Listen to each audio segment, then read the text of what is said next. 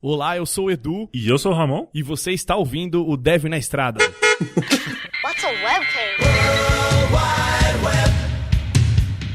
World Wide Web. Halleluja, lycklig, här finns ingen stress. Här är vi nya hemmaprätt.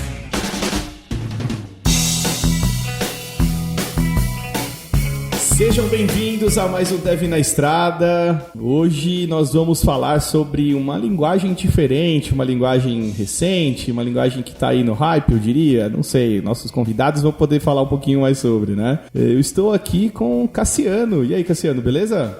E aí, cara, tudo certo? Beleza, tudo certo. E também estou aqui com o Matheus. E aí, Edu, beleza? Obrigado por ter me convidado. Opa, tranquilo. Antes de mais nada, né, se vocês quiserem se apresentar aí, falar o que vocês fazem, de onde são, né, qual que é a comida preferida, não, tô brincando.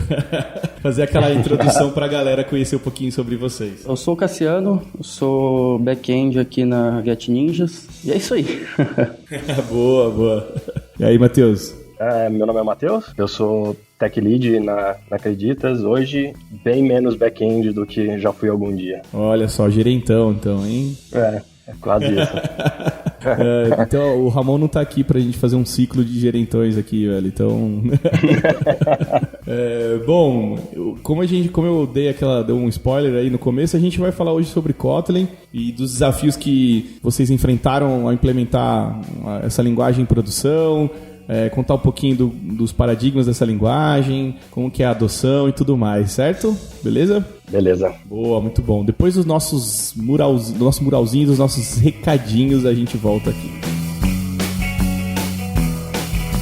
Muralzinho chegou na sua área. Vai, Ramon, agora é você. Não. Galera, eu tentei puxar o Ramon aqui no improviso aqui, cara. Eu chamei no improviso e não veio. Cara, já teve na vinheta de carnaval, Edu. Já cantei será lá. que a gente tá exagerando, cara? Eu fico me perguntando, será que eu estou exagerando na minha vida? Talvez. Mas olha só, nosso muralzinho chegou, cara. E o que tem no muralzinho, Ramon? A gente tem novamente esses patrocinadores que estão conosco aqui desde muito tempo. Patrocinadores. Patrocina, paga nós.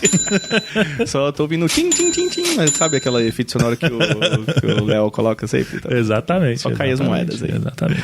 E confere aí com a gente esses queridos maravilhosos patrocinadores. Se você tá procurando um trampo novo, ou se você, empresa, tá procurando um candidato ideal para contratar na sua empresa aí de tecnologia, temos aqui a Revelo, tá com a gente aqui desde o começo desse projeto, uma empresa muito legal, com metodologia muito bacana. Então, de novo, se você tá procurando uma colocação ou uma recolocação, ou se você, empresa, tá procurando a contratação de um profissional, acessa lá revelo.com.br que você vai conseguir, eu tenho certeza. E se você tá afim de surfar no hype das startups, tá afim de arranjar um trampo naquela startup bacanuda, a plataforma de vaga do Cubo, a Cubo Networks, tem um monte de vaga legal para startups das mais diversas e mais bacanas possíveis.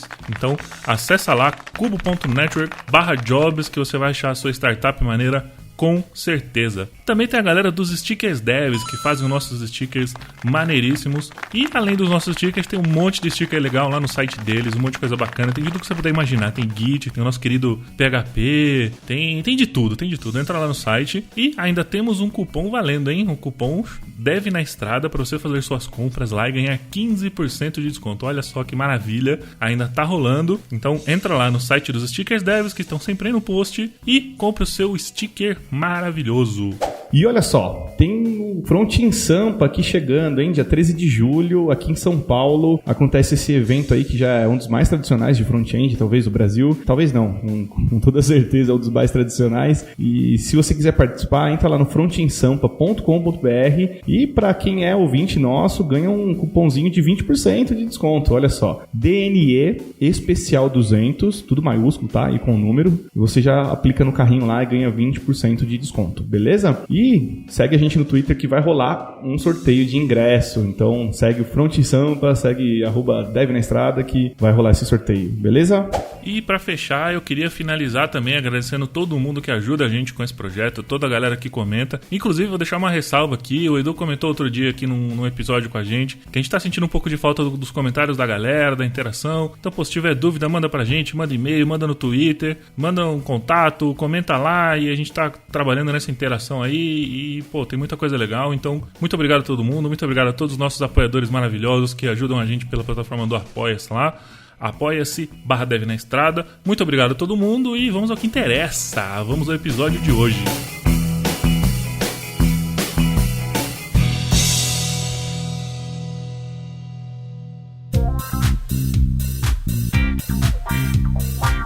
Bom, voltando aqui pro nosso episódio, gente. E aí? A pergunta que não quer calar, né, cara? De onde surgiu Kotlin, né, gente? Vamos lá, vocês sabem me responder aí? A gente fez o dever de casa.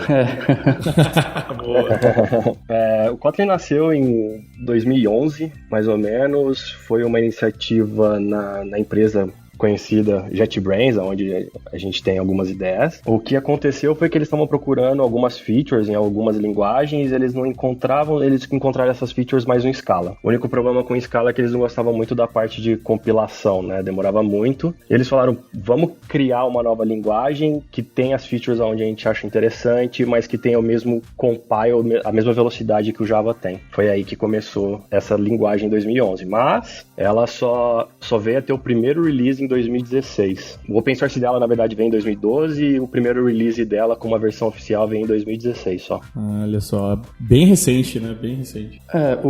Eles tinham bastante problema no começo de desenvolvimento também, de agilidade, né? Porque a JVM também era, apesar do Kotlin, no resultado lá sem bytecode, ainda era Java e eles demoravam muito para continuar. Tipo, o código ficava muito, muito verboso e tinha o grande problema que é a compatibilidade, né, do Java.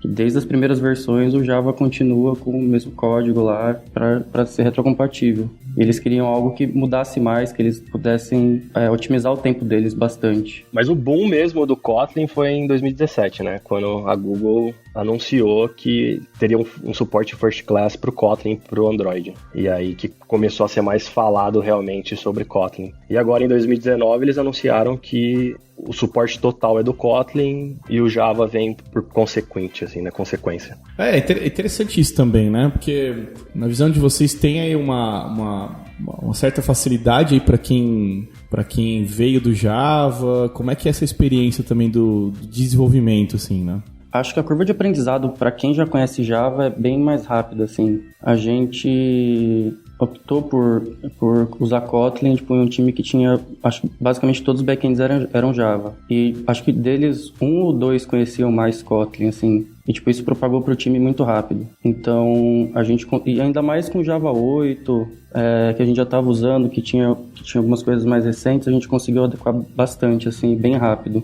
Eu não vim do mundo Java, por mais que conhecia a linguagem, muitos dos meus estudos lá atrás foram baseados no próprio Java, mas eu vim de praticamente Ruby e, cara, não foi um problema aprender a linguagem, foi bem rápido o aprendizado, a curva de aprendizado foi bem rápida para mim. O maior problema não é o Kotlin, você aprender Kotlin, porque você entendendo os conceitos por trás de orientação a objeto, é muito simples entender ele facilita muito o seu aprendizado, ainda mais uma documentação que é muito boa. O maior problema, e a gente pode falar mais para frente do Kotlin, no meu caso, é porque também quando você vai pro Kotlin, você ganha todo um ecossistema diferente, que aí, no meu caso, foi o que me pegou, que eu tinha que aprender todo um ecossistema baseado no Kotlin e todo um ecossistema baseado também no Java. Você ganha 2 ecossistemas.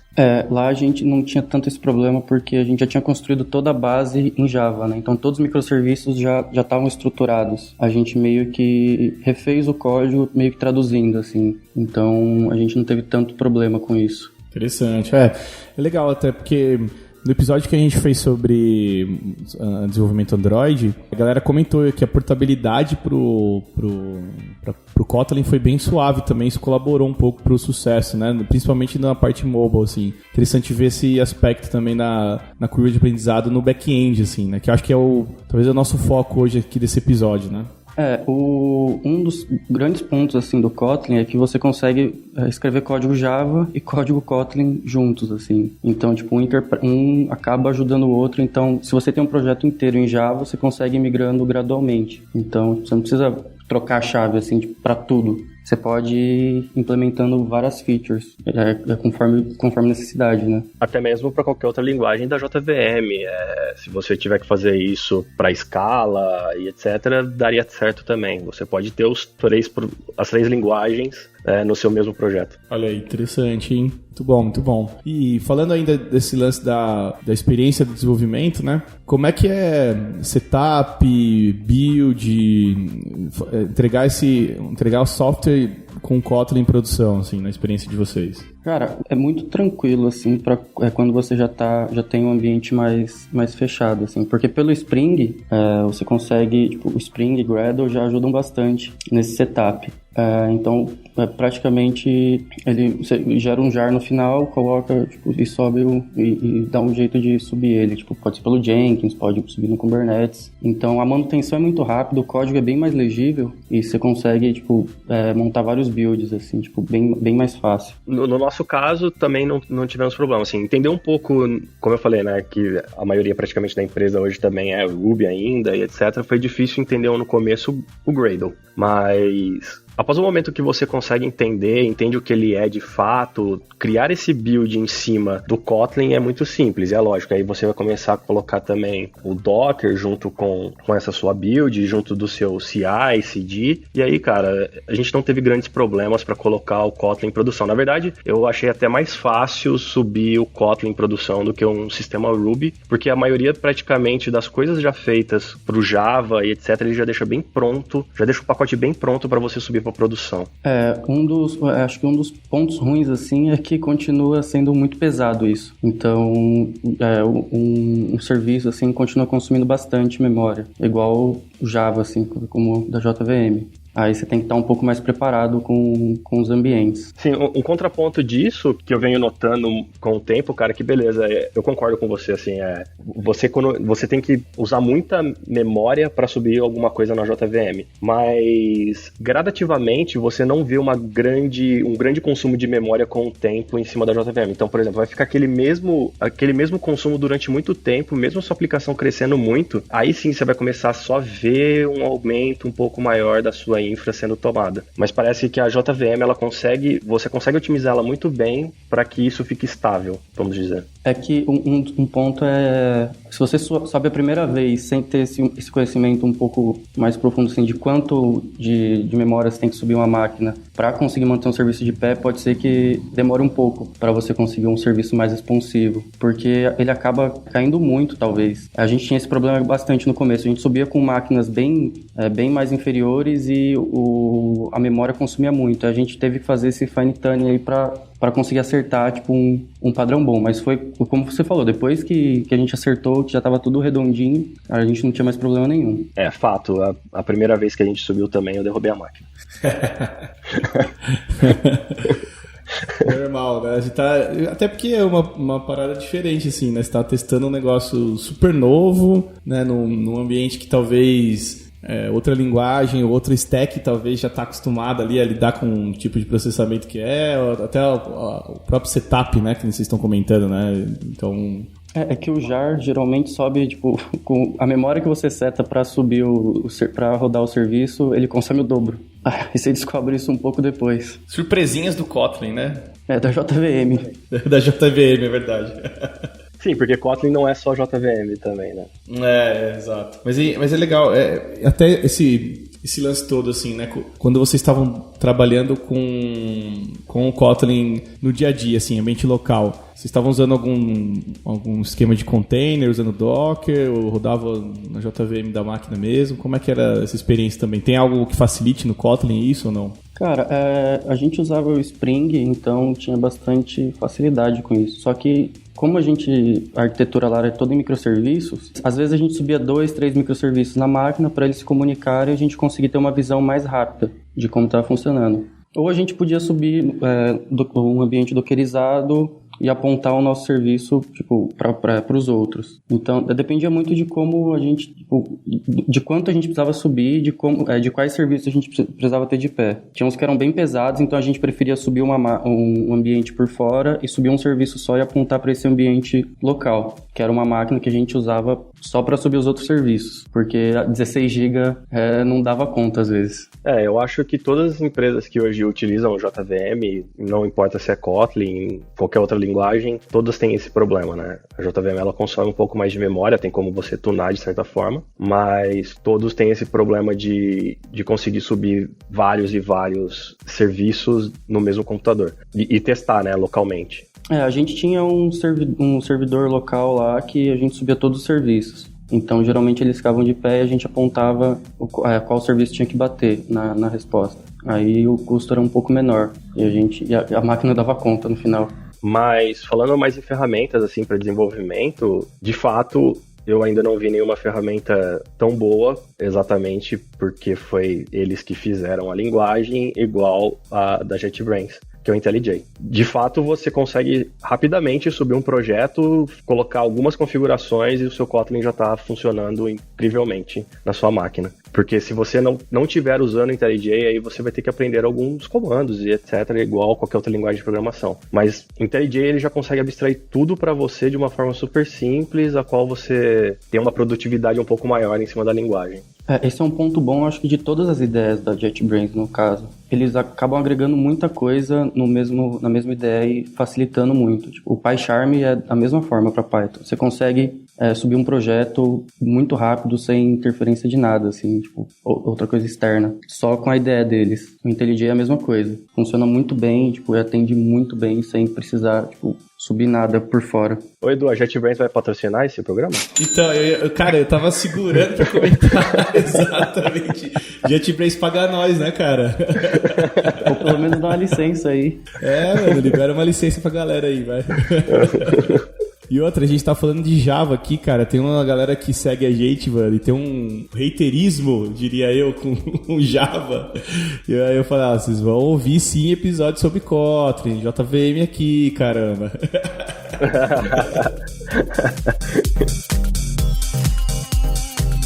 Mas assim, mudando um pouco de assunto, a gente deu o contexto assim de que tipo de experiência que vocês tiveram, né, no desenvolvimento, um pouquinho da história. Que paradigma que Kotlin segue, assim, né? Só pra galera ter uma noção, assim, né? Ele é mais funcional, é mais orientado a objetos? Como que é pra vocês? Ou dá pra fazer dos dois tipos de estrutura de dados? Eu consigo lidar também bem? Como é que funciona isso tudo, cara? Não só dá, como na Acredita, por exemplo, a gente fez. Dá pra usar os dois paradigmas. Claro que a gente não saiu no hype da coisa e saiu fazendo porque a gente achou que deveria fazer, a gente tinha um problema a resolver. Mas esse foi até um dos motivos pelo qual, depois eu posso falar mais um pouco, mas do porquê que a gente foi pra Kotlin, né? Uma das coisas principais foi que, como boa parte da empresa tem um background em relação a Ruby, e Ruby é orientado a objeto, a gente conseguiu de uma maneira muito simples traçar essa linha de ir para Kotlin de uma maneira mais fácil, porque todo mundo já tinha esse background. Então, entender o paradigma orientado a objeto já ajuda você a entender praticamente o Kotlin, que é talvez a primeira paradigma do Kotlin. Mas ele é totalmente possível no Kotlin você fazer funcional também hoje. A JetBrains pegou uns pontos muito, muito bons, assim, de outras linguagens e acabou implementando, assim, com a parte de null safety, que é um ponto muito ruim no Java, que é os null pointers, né? Então eles acabaram retirando isso, colocando o null safety, que já existia em algumas outras linguagens. Esse ponto é muito bom, que eles acabaram agregando muita coisa que o Java já não estava conseguindo colocar, porque demorava muito. Então eles pegaram algumas coisas bem interessantes, assim, e foram agregando. A parte imutável, que também ficou muito boa, vem melhorando bastante. Sim, como eu falei lá no começo, na parte da história do Kotlin, uma das coisas que eles se basearam muito foi em relação à escala. Por mais que hoje você olhe até o Kotlin, você vai ver várias partes de várias linguagens ali no meio, porque essa é uma das premissas deles, que eles trazem coisas boas de outras linguagens para dentro do Kotlin. Mas o foco deles, se vocês entrarem no fórum hoje do Kotlin e começar a ver sobre os conteúdos que eles conversam bastante, é para chegar num nível onde você tenha boa parte das funcionalidades que o Scala tem, de forma que seja rápido a compilação também. Interessante exatamente isso, né? Porque é uma tendência, né, dessas novas linguagens terem a possibilidade de você trabalhar com paradigmas diferentes, né, também, né? Sim, e cara, o Kotlin é totalmente possível fazer isso hoje. É totalmente possível você, tanto que nos nossos serviços a gente tem exatamente uma mistura com os dois paradigmas. Quando você fala muito da parte nos nossos serviços sobre o core do serviço, ele é muito voltado a funcional, mas quando você olha no entorno dos serviços, nas outras camadas do serviço, é totalmente orientado. Então a gente tem essa mistura, só que e é uma conversa muito boa, porque a gente, de certa forma, assim, o funcional ele te ajuda, dado as monads, etc., ele te ajuda a você ter uma programação safety, né? Uma programação que você consegue evitar erros humanos, etc., né? Então, o Kotlin permitiu fazer isso através de uma outra library, que aí é para funcional, através do Arrow, que é muito semelhante ao que tem no Scala hoje, com Scala Cats, Scala Z, etc., que são bibliotecas que facilitam você ter essa parte funcional, totalmente funcional dentro do seu projeto. Muito bom, muito bom. Uma outra característica boa é a leitura do código, né? Então o código ficou muito mais simples de você entender o que tá acontecendo. Tipo, diminuiu muito a quantidade de código que você precisa escrever para resolver alguma coisa. Então a parte de classe de dados melhorou, tipo, absurdo, assim, em relação ao que era no Java antes, que eram os getters e setters, né? Então, tipo, tinha algumas maneiras de resolver isso, que é usando alguma lib, Lombok e tal, mas no Kotlin isso ficou muito mais fácil. E, tipo, qualquer um que bata o olho consegue entender bem fácil, assim, o código. Sim, ele diminuiu muito o boilerplate, né?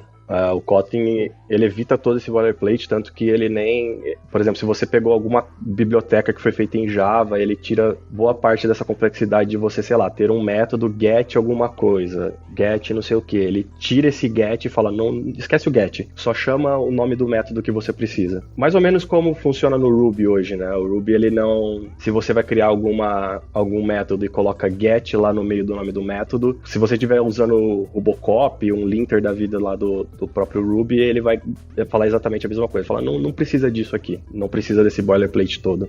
E o bom disso do Kotlin é que caso no código Java tenha getSet, ele sabe interpretar isso, e caso falte, ele, no Kotlin, ele consegue retornar tudo isso no compilado, né? Então acaba funcionando os dois juntos. Então a migração acaba ficando um pouco mais fácil. Exatamente, né? Porque o Kotlin, ele é 100% funcional com o Java, né? Totalmente. Então, tudo que funciona no Java funciona no Kotlin e vice-versa. Isso é importante também, né? Porque no mundo, talvez, que... Até estava lendo um artigo esses dias que... Acho que saiu recentemente até sobre o mundo de tecnologia ainda roda Java 8, né? Então, uma galera falando... Acho que foi uma menina que postou isso, uma mulher que postou isso. Eu esqueci o nome dela, vou tentar achar o link e colocar aqui no post do episódio. Porque essa ideia que a gente tem, às vezes, né, de... pô, mano, vamos usar Elixir, cara. Vamos usar Rust, né? Porque, porra, tá na moda, né? Mas a gente esquece que tem N sistemas rodando ainda em, sei lá, tecnologias que a gente julga ser antiga. E aí, por exemplo, uma opção de uma linguagem que tenha uma curva de aprendizado e uma migração mais suave, como o Kotlin, né? Do Java pro Kotlin, é uma opção muito boa, né, cara? Pra gente ter não sei o que vocês acham, mas ter uma opção legal pra você fazer uma migração que não envolva você reestruturar e construir seus sistemas do zero, né? Cara, até olhando muito para mercado também, né? Imagina quantos programadores hoje no mercado existem em relação a Java que estão, às vezes, querendo entender outras linguagens ou estão querendo algum outro tipo de coisa, algum outro tipo de problema para ser resolvido. E há essa curva muito mais fácil de contratação quando você quer esses profissionais. Muitos dos profissionais que eu conheço hoje, que antes programavam em Java, estão indo para Kotlin hoje, porque eles sabem que esse é talvez o futuro da linguagem. Se bem que hoje eu acabei olhando Java 12 e eu vi que está muito semelhante a Kotlin também. Parece que vai ter uma nova versão do Java, se eu não me engano, que ele vai implementar bastante coisa. E agora o Java mudou, parece que a compatibilidade vai ser com as duas últimas versões, alguma coisa assim, com as duas últimos releases. Então o Java está tentando acompanhar essa onda também. Eu acho que isso acaba incentivando mais a galera a aprender coisa nova, né? Tipo, ou migrar para Kotlin, ou continuar aprendendo Java e o Java acabar se renovando, né? Muito bom, muito bom. Eu acho que o Matheus comentou um pouquinho, né, do porquê que vocês decidiram usar o Kotlin. Acho que talvez a gente está explicando já alguns deles aqui, né? Tanto esse lance de mercado, talvez curva de aprendizado. Teve mais algum outro motivo aí que vocês podem citar, assim, do porquê ir para Kotlin hoje, assim, do porquê que vocês fizeram esse move? Só para a galera talvez ter exemplos, né, de cenários que pode ser possível fazer isso. Legal. Na verdade, o meu contexto é um pouco diferente do porquê a gente resolveu ir para Kotlin. Não foi uma coisa de tomada de decisão de uma semana, assim. Uhum. Levou em torno de 5 meses, mais ou menos. O que aconteceu? A gente estava em Ruby, a gente tem um domínio complexo que é de empréstimo com garantia.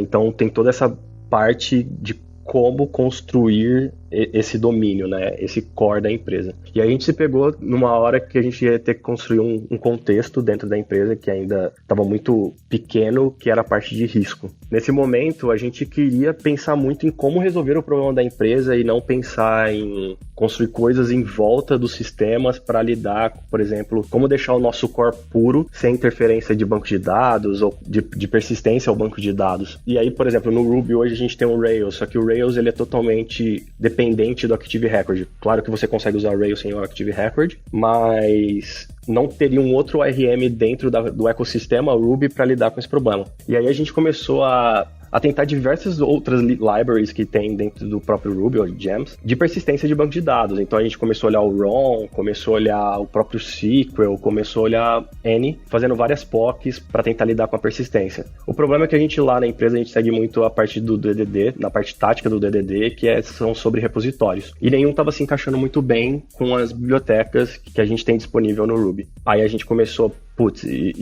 tava eu e um amigo meu fazendo essas POCs, e ele começava a falar muito, eu vim de C# lá do .NET Core, e aí tem o N-Hibernate, lá era muito simples fazer isso, e a gente começou a dar uma olhada no N-Hibernate, mas a empresa ela já tá migrando para um caminho de microserviços, dados outros problemas. E aí a gente olhou pro mundo Java e falou, nossa, mas olha o tanto de library legal para lidar com microserviços, né? Só que a gente começou a olhar Java e de repente a gente se esbarrou no Kotlin também, e viu que era totalmente compatível e como a linguagem já tinha uma evolução à frente. E aí foi aí que a gente começou a olhar melhor o Kotlin, começou a colocar junto com o Spring, começou a entender melhor esse ecossistema todo, e foi esse primeiro serviço que a gente começou a usar Kotlin e agora já espalhou para a empresa inteira, e a gente já tem alguns outros serviços no nosso back-end em Kotlin. E aí hoje a gente já considera a empresa como uma linguagem default Kotlin e não as outras, por mais que a gente tenha outras linguagens da empresa também. Interessante, legal.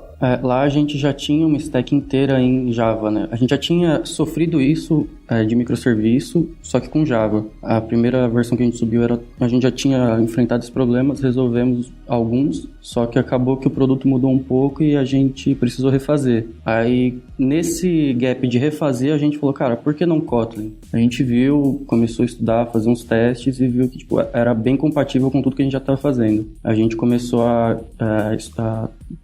subir alguns serviços assim para ver e começamos a migrar tudo no Refec. Então a gente refez tudo já em Kotlin. Legal. E cara, o que mais impressiona a gente com a linguagem Kotlin também é o ecossistema que você ganha. Você ganha 2 ecossistemas. Você ganha o ecossistema do Kotlin e ganha o ecossistema do Java. Então você tem tudo dos 2 mundos e é muito engraçado porque você consegue, só olhando a documentação, saber quando é Kotlin e quando é Java. É uma library foi feita em Kotlin ou foi feita em Java, porque muda muito a maneira como essas pessoas estão desenvolvendo essas libraries. Mas é super legal porque você tem esses 2 mundos, você tem ferramentas dos 2 mundos que você pode usar. E aí, só entrando por cima assim, por exemplo, uma das ferramentas seria o próprio Spring, toda a parte de ecossistema do Spring que eu não vim de Java, então eu não sei como era muito tempo atrás, mas todo mundo que veio falou que não era tão boa quanto o Spring está hoje. Tanto que o próprio Netflix hoje está ajudando o Spring. Tanto que o próprio Netflix esses dias aí anunciou que boa parte das ferramentas open source deles, eles não vão liberar mais como separados e sim já dentro do Spring. Sim, a gente começou nessa época vendo algumas coisas do Netflix, assim. Só que um ponto um pouco ruim das ferramentas é que algumas não estão preparadas para Kotlin como estão para as outras linguagens, por ser uma linguagem bem nova. Lá a gente tinha começado a implementar o SonarQube para Java e rodava tranquilo. Aí a gente foi testar para Kotlin e não tinha suporte. A gente ficou esperando tipo uns 6 meses, 7 meses, um pouco mais, para ter a primeira versão, e mesmo assim as regras eram bem fracas. Só que já dava um adianto bom assim para o desenvolvimento. Então vai demorar um pouco para começar a aparecer algumas coisas que deem suporte assim para Kotlin, mas acho que tá mudando muito, sendo bem mais rápido inclusive. É engraçado porque quando essa parte diferencial que eu falei, quando você olha um pouco para a documentação em Kotlin, olha uma documentação que foi feita uma biblioteca em Java, é exatamente uma coisa que eu achei super estranho quando eu fui para Java e eu não entendia muito bem, que era a parte de annotation. E se você pegar uma biblioteca feita em Java, você vai ver que ela tem muita annotation, mas quando você pega uma biblioteca feita em Kotlin, você não encontra tantas annotations ou nem tem annotation. Porque o Kotlin ele já vai te dar um suporte maior para você não precisar ficar anotando suas classes, métodos e etc. Então, é muito engraçado isso e o próprio Spring já começou a olhar isso e ele já tem agora uma biblioteca que lida muito bem com essa parte que chama, se eu não me engano, é o Spring Flu, eu acho que é essa o nome da biblioteca, que ele já começa a tirar um pouco dessas annotations dos seus projetos do Spring. O Spring Flu ele não foi feito exatamente para Kotlin, mas ele foi feito para lidar com o GraalVM, que é uma outra VM que ajuda na parte de compilação, polimorfismo de linguagens, etc. Muito bom, muito bom.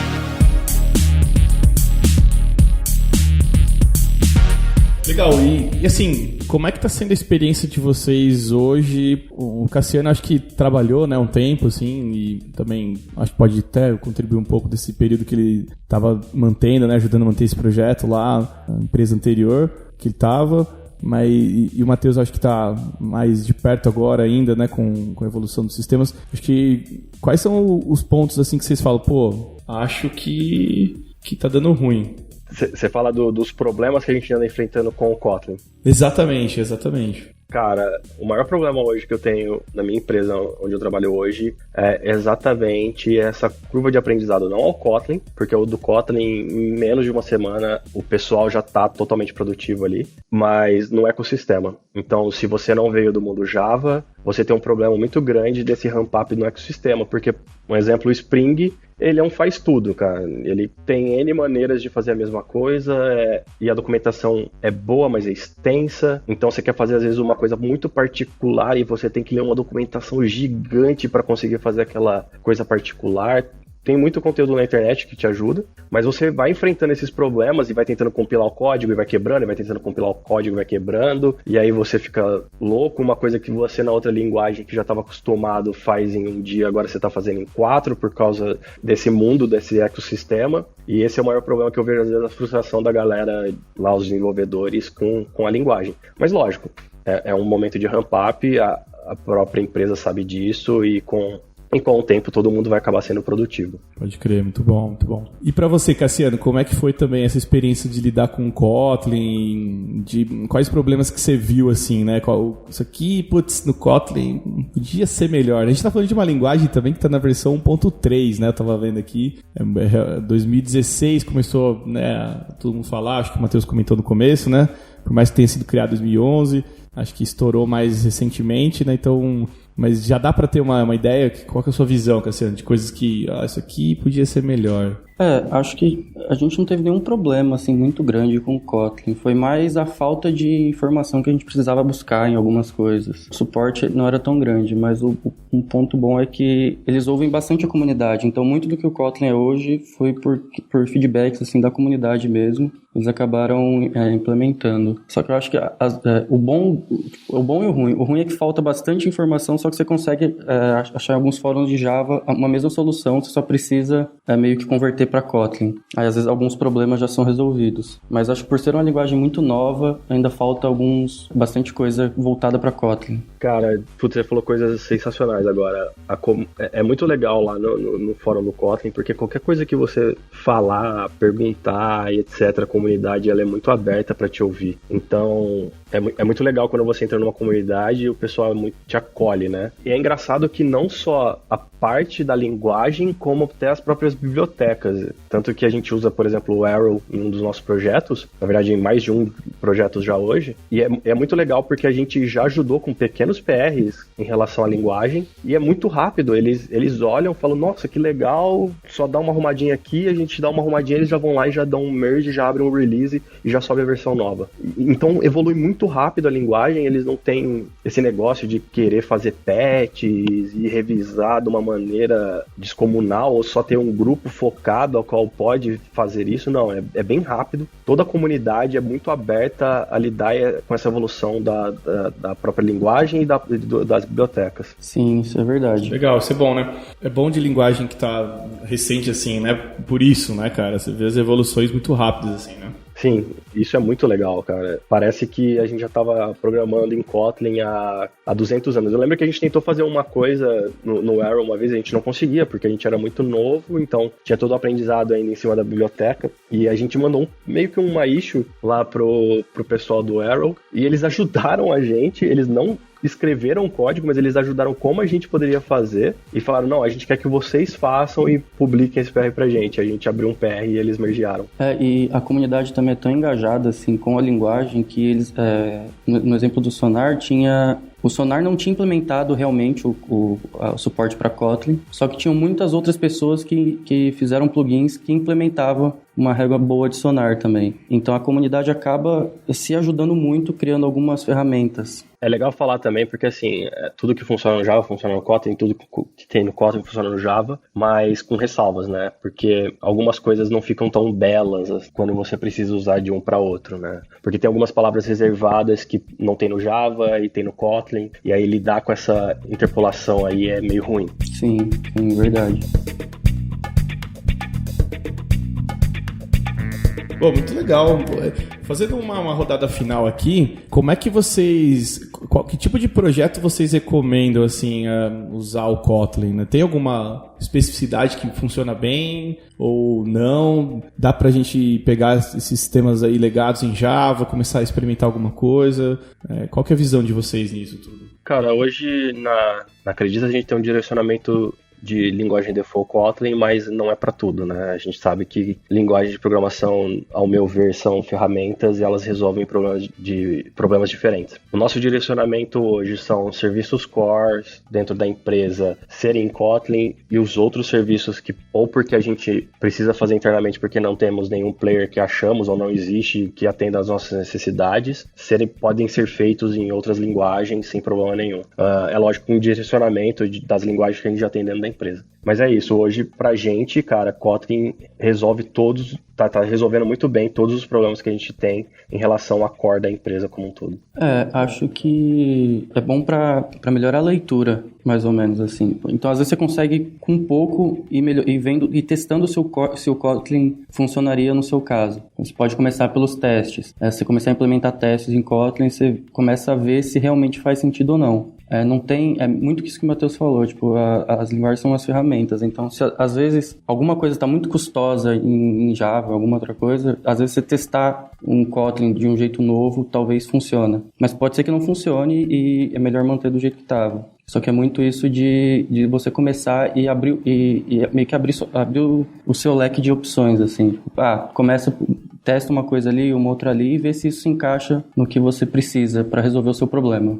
Por mais que seja possível você fazer CRUD no próprio Spring, por exemplo, e funciona muito bem também, cara, eu nunca vi uma ferramenta tão produtiva para esse tipo de coisa como no Rails, por exemplo. É incrível como no Rails, quando você precisa desse tipo de comportamento, é tão rápido e tão impressionante. Já ali, Kotlin, você vai ter ali todo um tempo de compilação, no começo do projeto, entender algumas bibliotecas, etc., por mais que seja possível também fazer. Bom, muito importantes as informações, assim, até porque tem muita gente que eu tenho visto uma galera usando para tooling também, o Kotlin, né? Algumas ferramentas de tooling, assim, acho que eu vi alguns exemplos, alguns cases também disso, e casos como os de vocês comentaram de aplicações mesmo rodando já, e é bem legal ter essa visão, assim, bem macro que a gente fez hoje aqui, né? Claro, não dá pra gente entrar a fundo em mais detalhes, porque o tempo também não permite, mas bem legal essa análise aqui. E fica a dica aí também pra quem tá ouvindo a gente, né? Se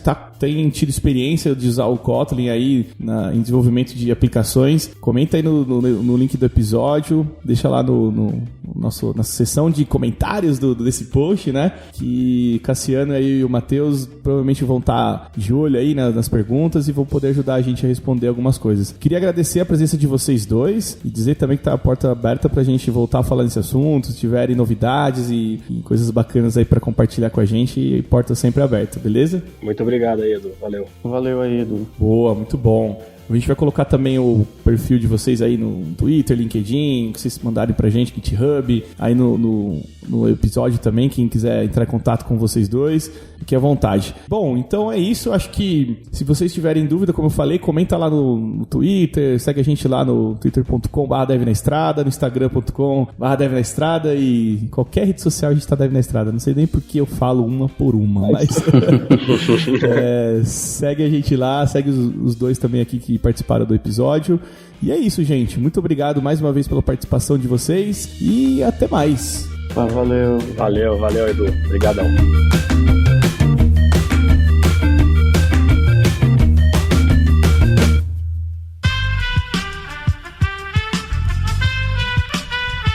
Este podcast foi editado por Aerolitos Edição Inteligente.